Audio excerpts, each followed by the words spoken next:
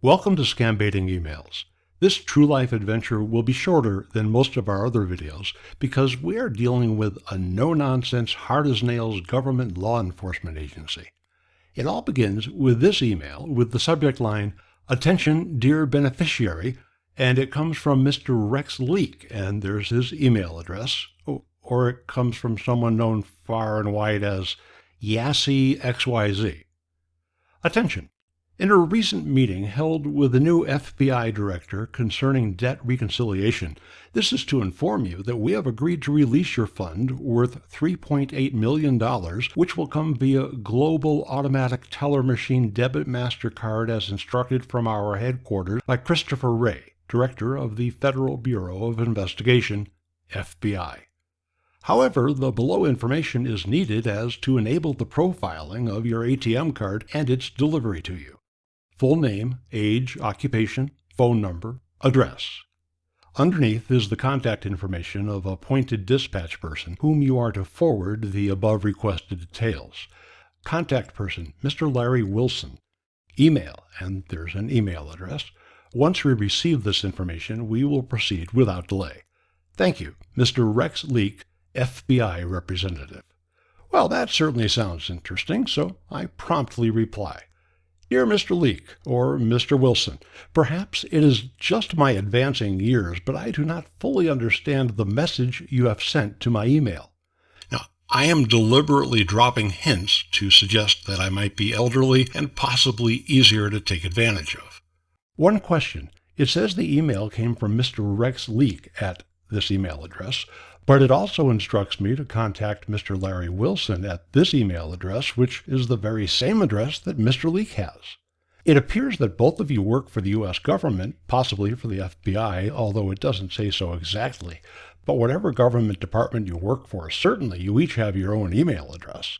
So if you don't object, my first question number 1 is, who is at this address? That is where I am sending this reply, but I do not know if it is going to Mr. Larry Wilson or to Mr. Lex Leak. By the way, it was only after this correspondence was completed that I realized that at least here I had mistakenly referred to Rex Leak as Lex Leak, but it didn't seem to bother either Rex or Lex or Larry.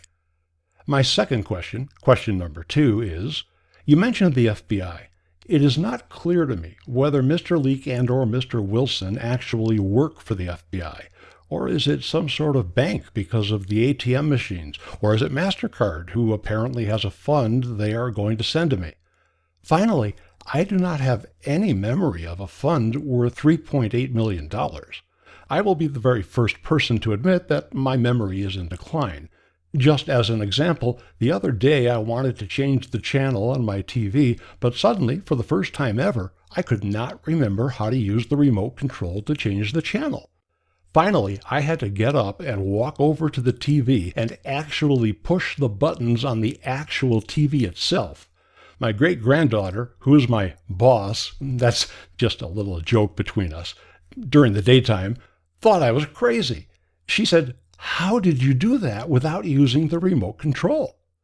I told you that true story not just because it's such a great story, but also because I think it truly does demonstrate the fact that these days I am forgetting things that I didn't even remember I knew, if you know what I mean. So my third question number 3 is, I don't understand what the fund is all about that you are talking about. Is this from an old savings account of mine? Obviously, you're not going to send me $3.8 million just for the heck of it. I am sorry to take up so much of your time with these questions, but because I want to do whatever it is the FBI is asking, first I need to understand what is going on in relation to whatever it is the FBI is asking. I promise to help any way I can after I understand everything. Thank you so much for your help. In sincerity, Rob, or as my friends call me, Rob McClent. 4 months later, I received this reply. Hi, McLean. The delay is dangerous and might cost you losing this fund completely. Please, can you send payment through cryptocurrency or Western Union MoneyGram payment? Let me know which one you can make a faster payment with so that I can provide you with the receiver information. Reply immediately. We have no much time left unless you want to lose your fund completely. Unlike some people I could name, I respond to this promptly and with alacrity. Dear Mr. Leak, first, my name is not McLean. Second, if the delay is dangerous and might cost me losing this fund completely, then why the hell did it take you 4 months to reply to my email to you that I sent on February 14? I have no idea what payment you're talking about because you never told me about a payment. In my courteous reply to you 4 months ago, I asked you 3 simple questions to help me understand what this is all about. Finally, 4 months later, you reply, but you don't answer any of those 3 simple questions. How long have you worked for the FBI? Are you an intern or something? Or maybe your father owns the FBI, so he ordered them to hire you even though you have no training in that field. If this actually is a legitimate thing going on, explain to me just what the heck this is all about, and certainly at the very least, you should be professional enough to answer the very reasonable questions I asked you 4 months ago. Cordially, Rob McClellan. And now we hear from a third member of their team, David McKay. Bear it in mind that you are dealing with dignitaries. You must be cautious and careful while using words. This is no way close to scam, rather the system became slow lately because of the pandemic. I totally understand all your plights and immensely feel your pain.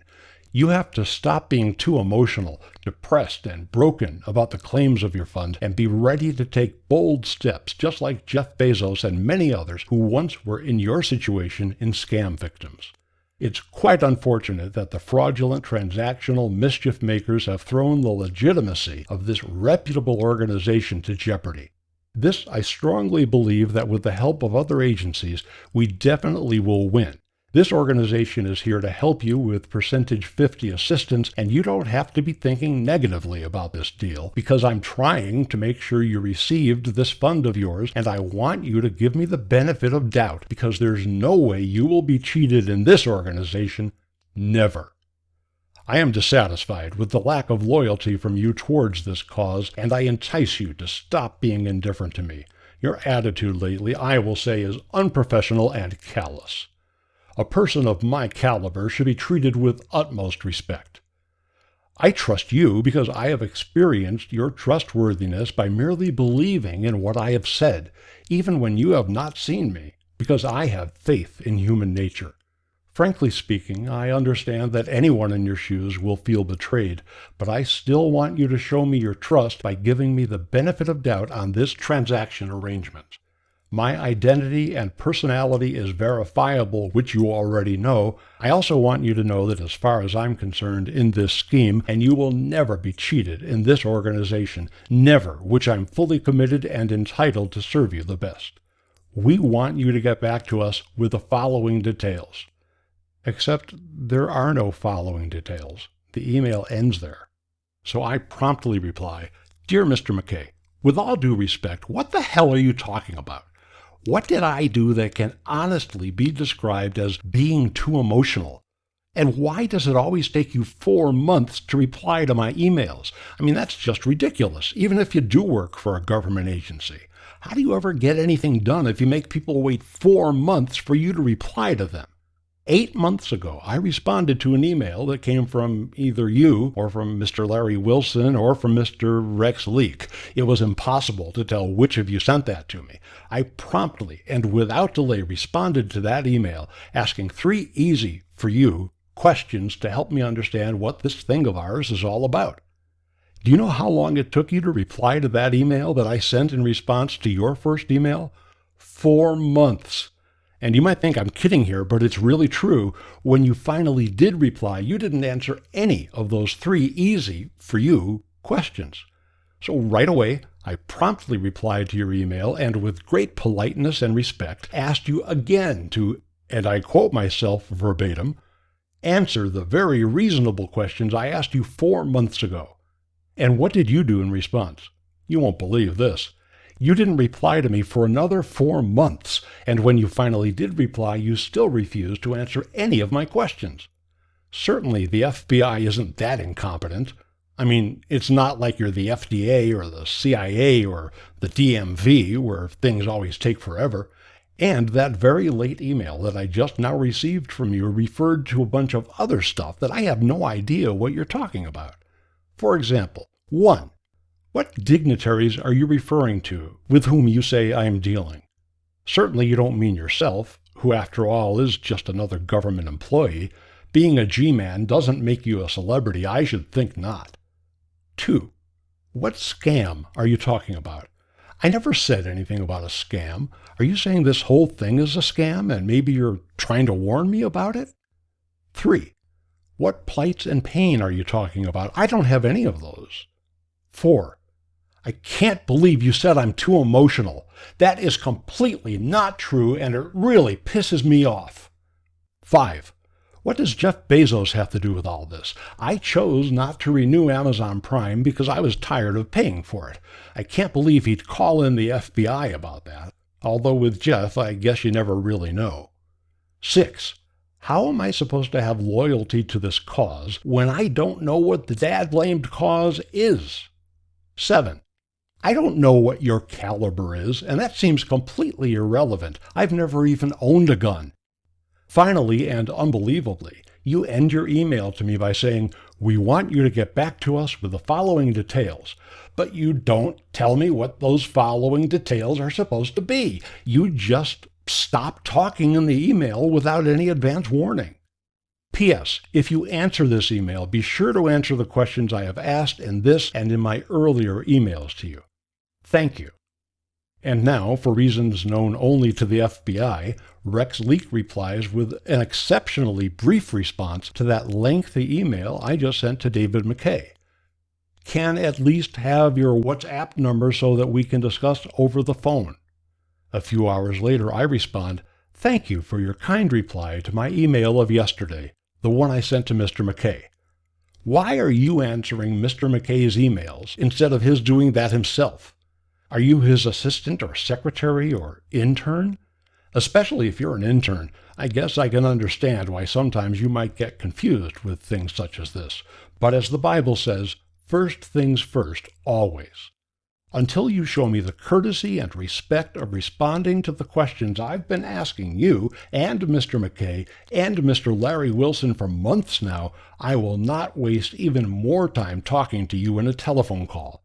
Frankly, I don't understand why you won't just answer my easy questions that I've asked you." That's some pretty sophisticated psychology I just used on him, making it virtually irresistible for him not to reply promptly.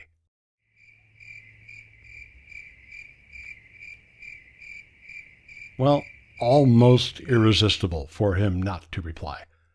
I think the most likely explanation is that everyone at the FBI is taking their vacations at the same time, so there's no one around to continue this frustrating correspondence.